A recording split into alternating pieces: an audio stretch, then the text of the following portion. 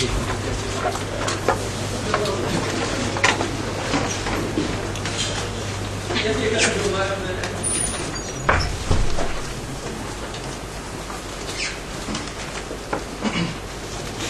so the next presentation is about deployment and use of x509 in free software components. The topics I'll cover a little bit about myself, about the motivation for the free software cookbook I started working on. I'll talk about some of my experiences with deploying x509 infrastructure, about use of x509 certificates in services, and I will also discuss some of my conclusions as to working with free software solutions in the area of x509. We'll also leave some time for the question and answers session. So a little bit about myself. First of all, I used to have hair, a lot of it. So this was before I started dealing with system administration and PKI. If you've got still some hair, just get off the train as soon as you can. I'm come from Belgrade, Serbia. I'm a system administrator, system integrator, and I also do a little bit of programming, but only free software. And I'm a big free software supporter. I try to use free software whenever it's possible. And I have a great interest in PKI. So, motivation for the cookbook. What I wanted was to deploy a completely free software solution that would encompass the x509 infrastructure, including services like Certification Authority, OCSP responder, Cyril distribution points, and certificate repositories. Then I wanted to deploy x509 in services using certificates for both authentication and authorization in services like mail, IMAP, SMTP, VPNs, web servers, anything that you can think of. I also wanted to do it enterprise style. Basically, I wanted to deploy a solution that can compete with some of the proprietary products, like coming from IBM and similar companies. So, onto the x509 infrastructure. The infrastructure is the certification authorities I work with is basically just EGBCA, and of course some of the openssl in client as a client utility. So, some of the requirements for the EGBCA, you would need a JDK6. You'll need JBoss, for example, JBoss application server 510GA, and you will need the database. The database I prefer MySQL and PostgreSQL. Of course, EGBCA can work with other types of databases as well, including the built-in database. So, some of the interesting parts as I was deploying EGBCA was that basically you have a Bootstrap process when you're deploying EGBCA. Since EGBCA itself depends on use of certificates for web administration and for setting it up, you have a chicken and egg problem. So the Bootstrap process helps you to actually set up an initial hierarchy to deploy an administration certification authority, which can then issue key stores, trust stores, and super administration certificate token. And afterwards, you want to set up certificate profiles, which basically cover all the technical details related to certificate usages and some of the technical stuff, like the OCSP responder URL, like Cyril distribution locations and key sizes, stuff like that. And finally, you define the identity profiles. Identity profiles actually determine what's the contents of a certificate, like what's in the subject of certificate, what's in the subject alternative name. Also, at some point you might want to actually migrate your temporary hierarchy. You might actually want to have EGBCA using the new certification authority hierarchy you've deployed, like root certification authority. Maybe you will have a server certification authority, and you will want to migrate the EGBCA itself to this hierarchy. So you will need to issue a new key store, you will need to issue new trust stores, and you will need to issue new super administration credentials. You also need to set up EGBCA to actually recognize these new credentials. The critical thing is that you can find yourself locked out of the system. At one point it happened to me that I've marked a certain certificate extension as critical, and Mozilla Firefox wasn't able to process it. And I didn't back up the old key store, the old trust store in the process. So, for example, you want to be careful when you're defining certificate profiles. Onto the positive stuff about EGBCA, there's plenty of options and it's very well documented. You have a lot of inline comments in the configuration files, and you have quite a decent user manual, administration manual, and everything that you need. On the negative side, currently it has quite a clunky web interface. The web interface is currently a work in progress, so there will be some improvements in this area. And it actually lacks use of client certificate authentication for authenticating to some of the external services. For example, if you want to push certificates into an LDAP directory, it can only support use of username and password. You also want to pay attention when you're picking the JDK you want to be running. Oracle JDK, in my view, sucks a little. If you're trying to deploy any kind of test system with small virtual machines, you will actually face that Oracle JDK has quite huge memory consumption in its default configuration. You also have the JCA policy stuff, which basically means that during any upgrade of JDK, you must pay attention that you have replaced the default JCA policy in the Oracle JDK. Or if you don't do that, basically things start falling apart. In case of OpenJDK or ICT, a number of times I've seen people having problem with the JavaScript support, me included. Basically, OpenJDK ICT use the Rhino project, and some distributions actually might not include the JavaScript support in the JDK, in the ICT or OpenJDK. For example, if you're using a Gentoo system and you try to install the ICT binary package, you will lack support for the JavaScript. And ANT targets, which are used for deploying EGBCA, will fail because of that. Now, onto the OCSP responder. I'll use the EGBCA again. It has basically the same requirements as in case of setting up certification authority. Some of the highlights. You will need to define a separate OCSP certificate profile. Well, you will want to designate extended key usage OCSP signer, so that actually you can use the OCSP responder. You will also need to provide OCSP key stores. You deploy key stores in one OCSP key store per certification authority in PKCS 12 format.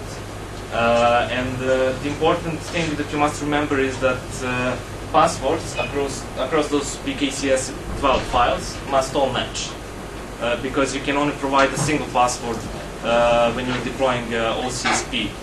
In case of EGBCA, when you're deploying OCSP, you provide a single password for the key stores. You will also need to synchronize the initial OCSP database by hand. Now, the thing is that essentially a part of EGBCA certification authority database is actually kept at the OCSP responder.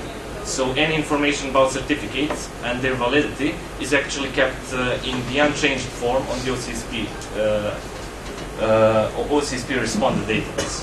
So this manual synchronization actually includes dumping the database and importing it on another server. And you will want to, of course, you will need to set up an automatic publisher, so that whenever some certificate gets revoked or gets issued, it should automatically be pushed into the OCSP database. EGBCA has support for actually making publishing queues. So if for some reason you're unable to publish a certificate to the OCSP database, you may set up services which will periodically retry that step. The good things when using EGBC is OCSP is that it's easy to deploy. It's much easier to deploy than certification authority, of course. It's easy maintained because it's easy to understand. I mean, basically, you have just a copy of a single of one or two tables from the EGBC certification authority onto the OCSP responder, so you can actually easily debug some of the problems. If you're a little bit versed with the SQL, you can perform custom queries to figure out what's happening with some certificate. And it pretty much works as advertised. I haven't seen any problems using it as OCSP responder, except that the initial database synchronization feels a bit clunky because you need to manually synchronize it. It would be probably a good idea to actually have a command line interface which would perform this operation for you, since all the information about the OCSP database, like credentials, usernames, are already present in the configuration files. Next in line is Cyril distribution point. I've concentrated myself mostly on using a web server because that's just the simplest way that you can distribute CRLs. And you can use any kind of web server, Apache, Nginx, LightHTTPD. There's really not much to it. You're just serving files, and you will need to use some kind of file transfer method, like using SVTP, SCP, FTP, anything you prefer. EGBC supports custom serial publishers. That means that you can actually write your own binary or script which will be publishing the CRLs anywhere or doing anything with those CRLs at all. It should receive a single argument, and that's a path to a there-encoded CRL file.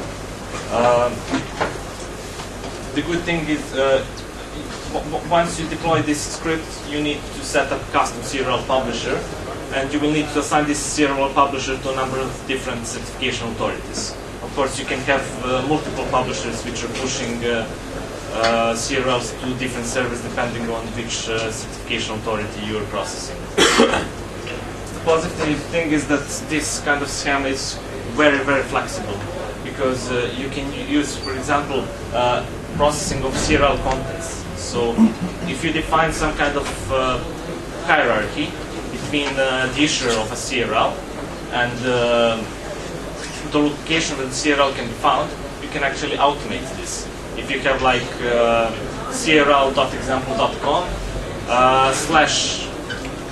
/country/location, you can actually extract this information using a simple script and automatically create a destination path. You can also use any protocol that you like for file transfer, which allows you quite a bit of flexibility. And of course, you can use any programming language or scripting language which can be executed on the certification authority side. The negative thing is only that maybe CRL is always provided in DER format, so you can't tell EGBC to provide it in PEM format. But of course, if you need PEM, you can easily convert the initial CRL using like openssl command line utility. When it comes down to certificate repositories, I've used OpenLDAP, and OpenLDAP is sufficient just for itself for what I've used it. Basically, I wanted to have all the client certificates stored in the LDAP database so that users can fetch those certificates for encryption purposes. The important aspect of deploying OpenLDAP and using EGBC with it is generally to have a good certificate subject distinguished name mapping. Every entry in an LDAP tree has a distinguished name which uniquely identifies it. If you have a good hierarchy set up, you can actually perform more or less one-to-one mapping. You can set up, when you're setting LDAP publisher, you have two options. You can set up the plain LDAP publisher, which basically you specify a base distinguished name, like DC equals people, DC equals example, DC equals com, and then you just select the attribute from certificate to be used for mapping. So if you're depending on user ID, you can actually tell it, okay, use your user ID, and you end up with something like UID equals branko, DC equals people's, DC equals example, DC equals com. It's also possible to use the LDAP search publisher, which allows you to perform this mapping through your own LDAP query. So if you do not have one-to-one mapping like the one I described, you can actually specify a custom LDAP query that will be executed to figure out the destination distinguished name where the certificate should be stored at. I have this in one case where there was a requirement that the certificate should hold a personal number, and I needed it was stored in the user ID field in UID, unique ID, but I wanted to use that same field for the username. So I had a small conflict, which I resolved by providing. Didn't want to extend the LDAP schema, so I used the employee number field in the LDAP and actually tried to figure out what was the destination DN by performing that search. The positive thing is that using OpenLDAP for this it's quite flexible, depending on the structure of certification authorities you set up. You can create custom layouts and everything, and you can integrate it into existing LDAP tree. So if your organization already has an LDAP tree, you can, to most probably, seamlessly integrate storing users' encryption certificates in LDAP tree. Of course, still the important thing is the actual mapping. The negative thing is that, as I said before, you can't use client certificates for authenticating against the OpenLDAP server.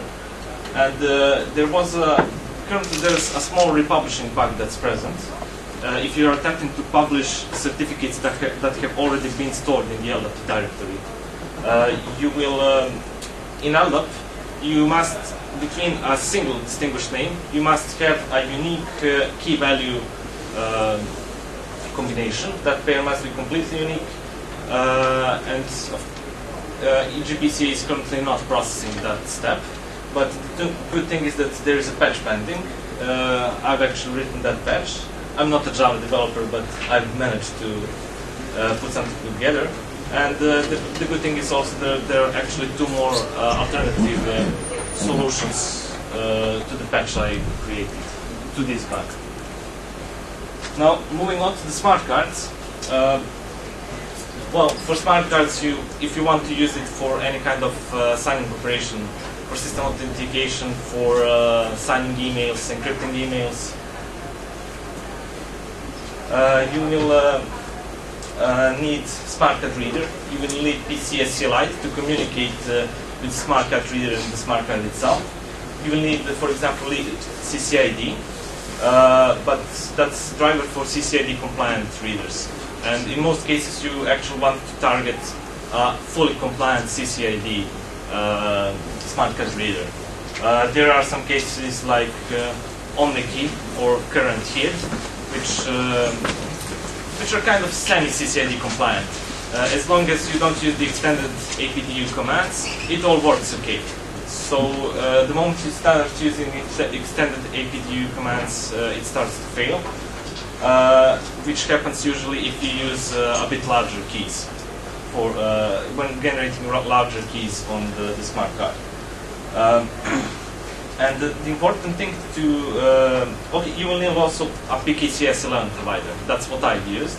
OpenSC project supports a number of different cards, and the important thing is to keep in mind that you might need different software versions depending on which kind of smart card or smart card reader you have selected.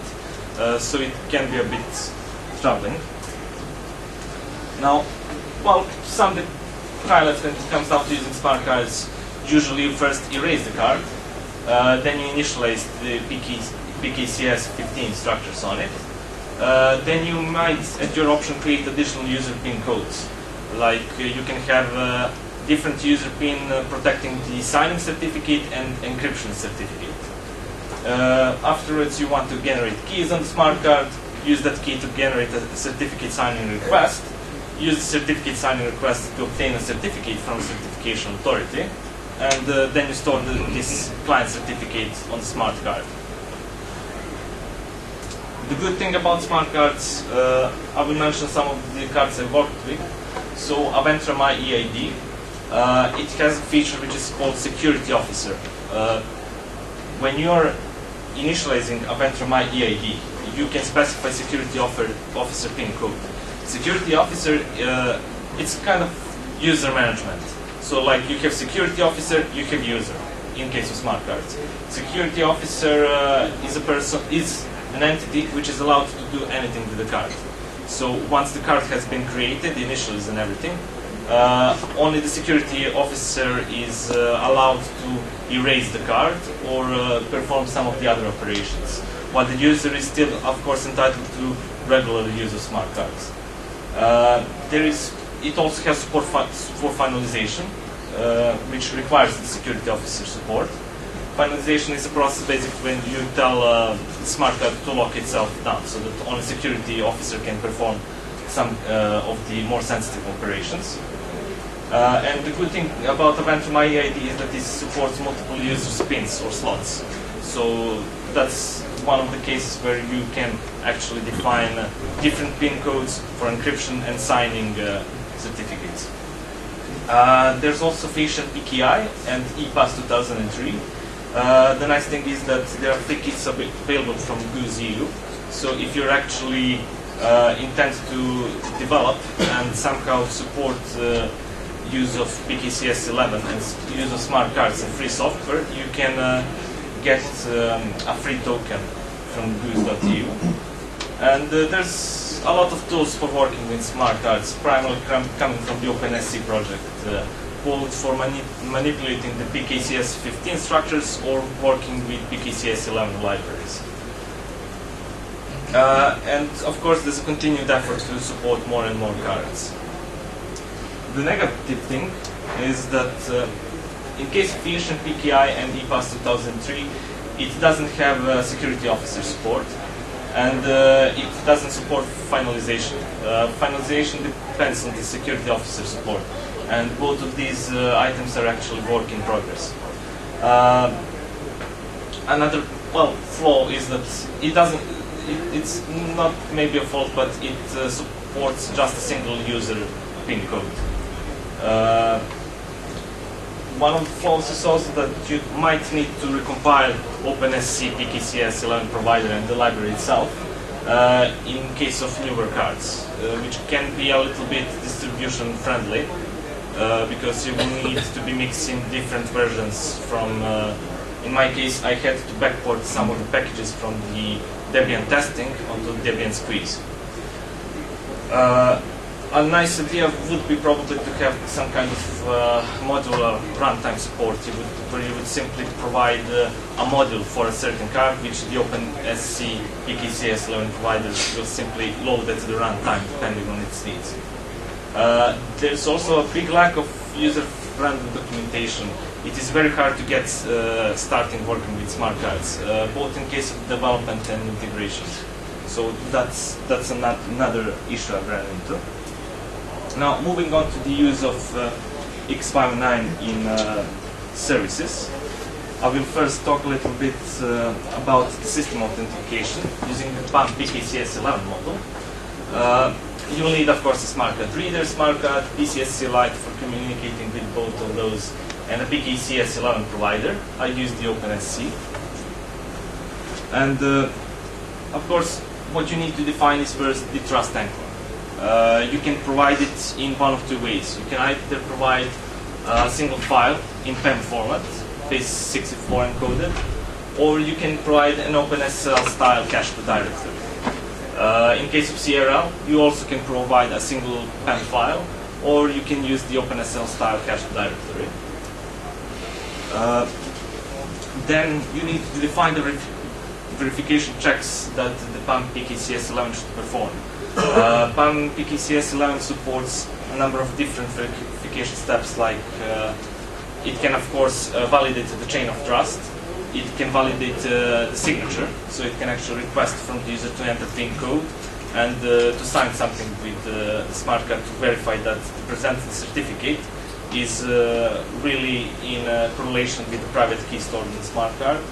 And it can perform CRL checks. It supports three modes for CRL checks: offline, online, and automatic. Offline is when you simply download CRLs to some predefined directory and tell it to read CRLs from there. Online allows PAM PKCS11 to extract the CRL distribution point from the certificate and download the CRL and validate the certificate using that downloaded CRL. And automatic is basically a fallback mode. First try the online. If online fails, go to the offline mode. It also supports multiple checks, of course. You can define all these three types of checks, or you can exclude one of those checks, which is quite useful if you're trying to actually figure out some kind of bug, or if you're trying to figure out in which validation steps the PAM PKCS11 fails. No OCSP support? We'll get to that in 2 slides, actually. So, what's the thing about PAM PKCS11? It's easy to set up. It comes with a well-documented example configuration file, and it has support for CRLs. The bad thing is that, but this is not really related to PAM PKCS11, but the problem is that login is not event-driven, so it's not possible to detect smart card insertion. Usually you must initiate the login process yourself, so you will either provide the username, or you will actually have to you would enter space and let the PAM PKCS11 extract the username automatically from certificate. And of course, something that you will hear a lot as I'm talking about services is no OCSP support. Next onto the OpenVPN. You can deploy OpenVPN using x509 certificates in 2 variants. You can use a soft token, and for that you just need the OpenVPN itself. And of course you can use smart card, and you will need smart card reader, smart card, PCS Lite, PKCS11 provider. When it comes down to configuration of use of soft or hard tokens, in case of soft token, you provide a certificate in PEM format. Certificate in PEM format file, and this file should include the full trust hierarchy, like all the root and the intermediary certificates between. And you will need to provide a private key also in PEM format. If you're using the smart card, you are telling it which PKCS11 provider, which library to use. And you need to provide something that's called certificate serialized ID. I'll get to this a bit, I'll tell you a little bit about it later. And you need to provide Diffie-Hellman parameters in PEM format generated using openssl. That's required just for the server. Okay, so there are 2 modes of configurations which you can use for OpenVPN. One is providing trust chain in a single file in PEM format. It should include both the root and the intermediary certification authority certificates. And you can provide optionally in this configuration CRL. The catch is that you must provide only a single CRL, which should target the end entities which are connected to the OpenVPN server, or vice versa, the servers to which the OpenVPN clients are connected. Of course, the problem is that you can't validate the intermediary certificates. The second variation provides support for OpenSSL style hashed directory, and you need to specify all the certification authority certificates in this directory, have them downloaded there, and have all the CRLs in there, and that's actually mandatory. The good thing when you're using OpenVPN is that it's one of rare pieces of software that actually encourages use of client certificates for authentication authorization. It's actually necessary to explicitly disable client certificate use in case of OpenVPN, so it's not the default option. It supports use of CRLs, it supports use of PKCS11, and in case of variant 1 for configuration, it will reload CRL every time. So you can download the new CRL in the background and it will automatically pick it up. In case of the second configuration, it will check all the CRLs. It will check both the intermediary and entity ones. Now, the problem. Configuration variant 1, of course, you can provide just single CRL. But configuration variant 2 is a bit more problematic. If you have an OpenSSL style hashed directory, you will actually need to restart the entire OpenVPN server to reload the CRLs, which basically means that you are cutting connections to all the connected clients. Its use of smart card is also a bit poorly implemented. You have the serialized certificate ID, which is a very ugly piece of identifier, and you must provide it. And you are unable to actually tell it, use the first slot which contains a certificate with digital signature key usage, extended key usage. And of course, it has no OCSP support. In case of IMAP servers, I've concentrated on Dovecut. I've had a quick look at Cyrus IMAP as well, but from what I can tell, it doesn't really support use of client certificates just the use of client certificates for authentication. You don't need anything else beyond Dovecut to compile with necessary support. You will need to provide on the server side. You need to provide server certificate in PAM format, which should include the root certification authority and intermediary certification authority certificates. And you need to provide private key in PAM format as well. And this is the catchy part. You need to provide the trust chain in PAM format, but the format of this file requires that you store both CRLs and certification authority certificates in a single file. So you should have, for example, root CA certificate followed by the CRL, intermediate CA certificate followed by its CRL. It's really not a good choice. Now, an interesting thing about Dovecut is that it can determine the location of mail directory of that user using its username.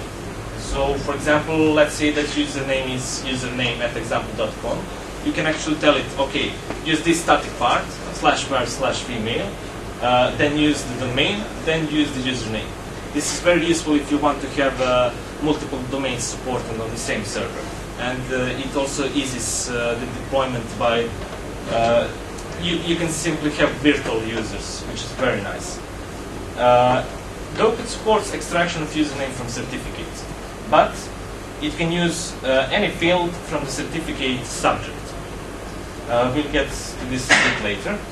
And it also requires that you define a database, like a username password database, even though it's actually superficial. So you usually just said, if you're using client certificates exclusively, you will simply make sure that it's kind of passed through, that every password that the client provides will actually return a success.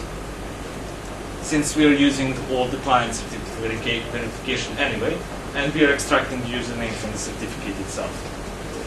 The good thing about Dovecut, I really like the username extraction from the client certificate, and it's nice that it overrides any username that the client has provided, and it has support for CRL verifications. The bad thing is that while the password database kind of feels redundant, it's not really necessary. but you still must define something, and it's just a little bit tedious, nothing too much. And you can't use subject alternative names for extracting the username. So if you haven't put the mail into the certificate subject, you're in a little bit of trouble. It can't use, for example, the RFC 822 name from subject alternative name for determining the username. Its certification authority and serial specification is, well, quite terrible. That's just asking for trouble when you're updating the CRLs. And it has no CSP support. I copy-pasted that a lot. So, SMTP, I've worked just with postfix. So, beyond postfix, you don't need any additional software. You will need to provide postfix server certificate in PEM format. It's kind of standard with root and intermediacy certificates, private key in PEM formats, and then you specify the trust chain. Trust chain is specified as a single file, and you must place both root and intermediary certificate authority certificates into it. You also need to specify to postfix that it should treat if the client manages to authenticate using the client certificate, it should allow it to automatically relay mail to any destination. And of course, you must make sure to actually tell postfix to always require client certificates. The good thing is that it's really a breeze to set up. You can, once you have the key store set up and once you have the trust chain set up, it takes like 3 or 4 commands to have the entire thing configured.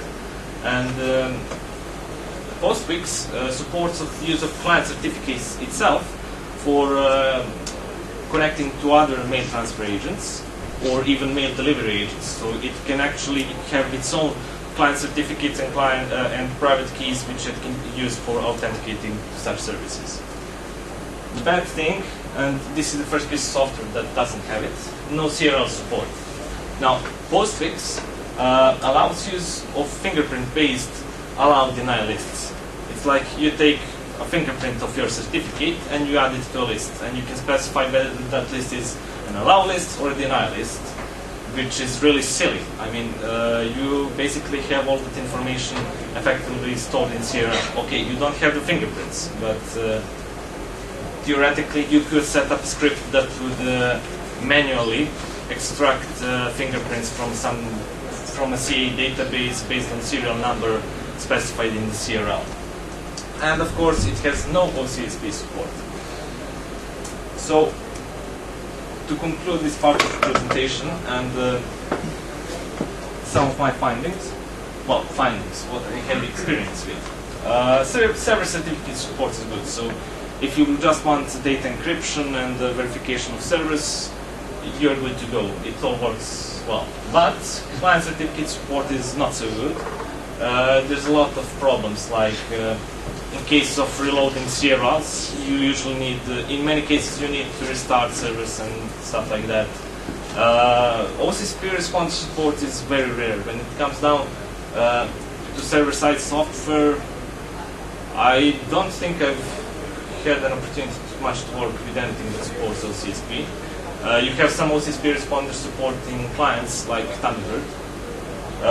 There's a lot of what the heck moments, because you end up, like in case of Docket where you specify CRLs and CA certificates in the same file, you just have no idea what they were thinking about. And generally client certificate support feels like a second-grade citizen. It seems that it doesn't seem. It simply is the fact that support for using client certificates for authentication authorization was introduced in all of this software as a second thought. So you can actually see that in some of the design decisions they made. Some of the necessary improvements that we need when it comes down to use of x509 free software would be a more uniform configuration, like, you know, support several variants, like I want to be able to provide certificate trust chain in a single file or in cache directory, same for a CRL. And you really need need to have separation between CA and Cyril files. In my view, those two directories, if they contain CA and Cyril, should be separated. This is in case of, this is mostly based on my experience with Docker and OpenVPN. And we actually, it might be a good idea to define some kind of simple open standards which would tell, okay, if your piece of software wants to support this standard, it has to provide these configuration options for the certification, for use of x509 certificates. We really need support for CSP responders. I mean, we're depending completely on CRLs, and when you're trying to deploy use of free software components in, like, if you have 20,000 certificates or even more, if you're issuing identity cards in governments, you will very soon end up having a lot of performance issues because CRLs will grow a lot.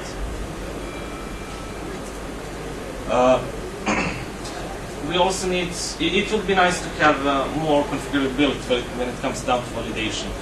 What I liked was the way PAM-PKCSLM got it implemented, and I think they got it right. And we need better error logging. I haven't had a slide about it, but I have been also setting up Kerberos using smart cards for the initial authentication, for the pre-authentication phase. And let's say that if you have some kind of problem, like you can't specify the trust chains properly or something like that, you will get very little useful error messages from Kerberos. You can actually get some more messages by recompiling the package by hand and by enabling debug support manually. And well, one of the highlights, I think that the picture will speak for itself. The OpenSSL documentation. As I was working with Docut, and of course I didn't put the email into the subject of certificate. I put it in subject alternative name. I was trying to actually implement a simple patch that would add support for extracting username from subject alternative name. And well, okay, I went to Google first, like, you know, OpenSSL reads subject alternative name from certificate, and of course nothing comes up. Then I tried looking for tutorials for OpenSSL.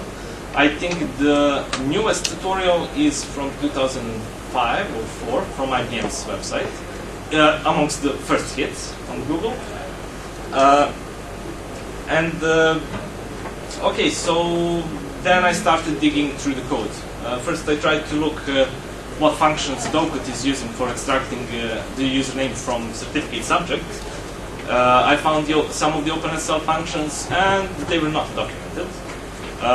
It seems that most tutorials which deal with OpenSSL actually only concentrate on the part where you perform server clients, SSL or TLS handshake, and that's kind of it. Nobody goes into details how to work with certificates, extract information from certificates and use it in some meaningful way. That concludes basically the presentation. So if anyone has some kind of question. Yes? About the OpenSSL that you just said, I agree with you that documentation is really bad. But I find that looking at the apps directory and the demos directory, there's lots of simple examples that you can follow. But yes, that's not documentation. Yeah.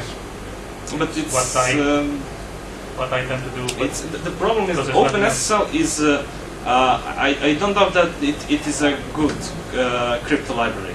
The problem is that it's used by everyone, and you would expect that you actually have more documentation explaining some features.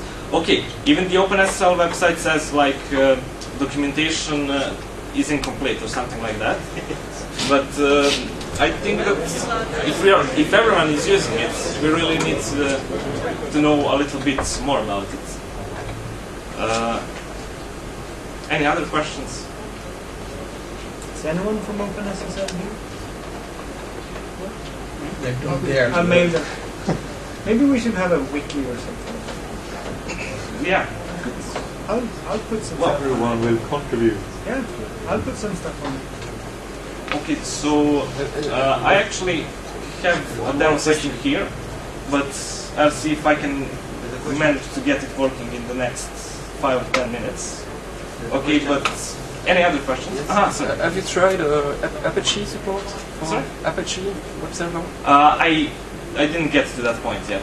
Because But, there is a OCSP support, or at least there was a bunch. Oh, it has. That's a good thing. But why not using something like STRL, you know, take the Unix way, that you use one thing for one purpose, if that's, you know, all the services use SSL, actually. Yes, but you can't, if you have any kind of start TLS style initialization, like in case of SMTP or IMAP, where you connect to the server using plain text and then tell it to initiate a handshake, you can't implement it that way, for example. You can't use totally SSL for SMTP as well. And it can get a bit tedious if you need to. You can't use. For example, if you are using STunnel, you actually need to tell your application to connect to localhost. So you lose a little bit of configuration readability by that, because you don't see that application's configuration which server is targeting. You have to go to the STunnel. And of course, with if you use S-tunnel as well, you use the authorization part, right? So if you, for example, for IMAP, you will need both the client certificate and the username password. Yeah, you will get the certificate, I think. I don't know about this. So I mean, you can give the certificate to the application in an environment variable, and then just parse the certificate, or, you know, give reassured environment variables. Would be nice, in theory. So, any other questions? So can you use almost everything that you want to use that for everyday life using smart cards now?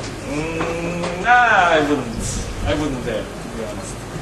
There's a lot of things that work, but it's kind of most things are implemented, most things are there. It's just we need some small steps to actually make it a little bit more user friendly and